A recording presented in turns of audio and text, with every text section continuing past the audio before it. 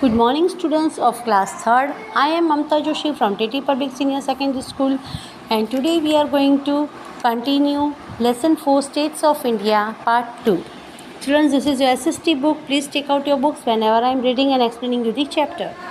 Okay, this is your SST book and this is your chapter on page number 20. Yesterday we have learned about our country India, which got freedom on 15th August 1947 from British rulers. Okay, and after that we have the right to choose our own government. Then we read about the government, what are the government's function. Okay, then the government are divided into two levels, that is central government and state government. This is our topic, and today we are going to learn about the central government and state government. Central government, the government which works at the central level is called central government. Central government offices are located in New Delhi, which is the capital of India. The President, the Prime Minister, other ministers and senior officials of the central government operate from Delhi. The central government is responsible for the progress, interest and the welfare of the entire country. It also solves the problems of all parts of our country. अब central government यानी केंद्रीय सरकार, जो कि दिल्ली से सारे functions करती है. सेंट्रल गवर्नमेंट वो होता है जो सेंट्रल लेवल तक का वर्क करते हैं, उसे सेंट्रल गवर्नमेंट कहते हैं. जो कि सेंट्रल गवर्नमेंट की जो ऑफिसेज है वो न्यू दिल्ली में लोकेटेड है, जहाँ पे प्रेसिडेंट, प्राइम मिनिस्टर, दूसरे सारे minister, senior officials of the central government Delhi से ही सारा काम ऑपरेट करते हैं. सेंट्रल गवर्नमेंट जो है पूरे कंट्री की प्रोग्रेस, इंटरेस्ट और उनकी ज़रूरत, वेलफेयर के बारे में उनका ध्यान रखते हैं, उनकी नीड्स को पूरा करते हैं.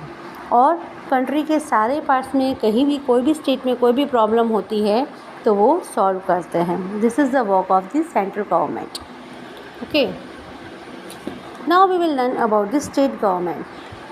Our country is divided into smaller parts or areas called states. There are 28 states. Each state has its own government which looks after the welfare and progress of the people of that state. Each state has its own capital.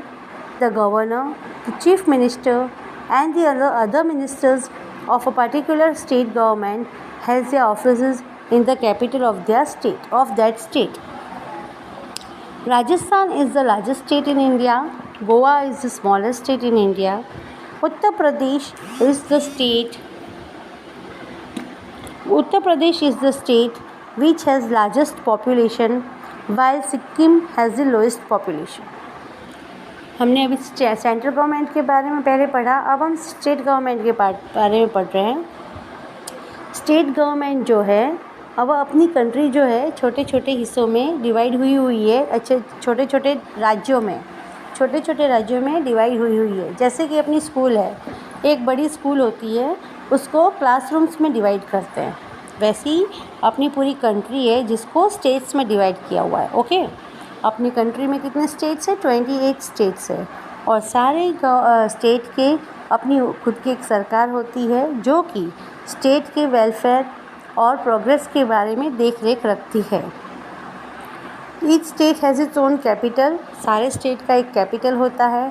उनके उनके governor, chief minister और दूसरे ministers जो होते हैं state government के, वो उनकी ऑफिसेस जो कि उनकी कैपिटल में होती है, स्टेट की कैपिटल में होती है, वहाँ से सारा काम ऑपरेट करता है. ओके, अब राजस्थान जो है अपने भारत में सबसे बड़ा स्टेट है. एरिया वाइज सबसे बड़ा स्टेट राजस्थान है और गोवा जो है सबसे छोटा स्टेट है.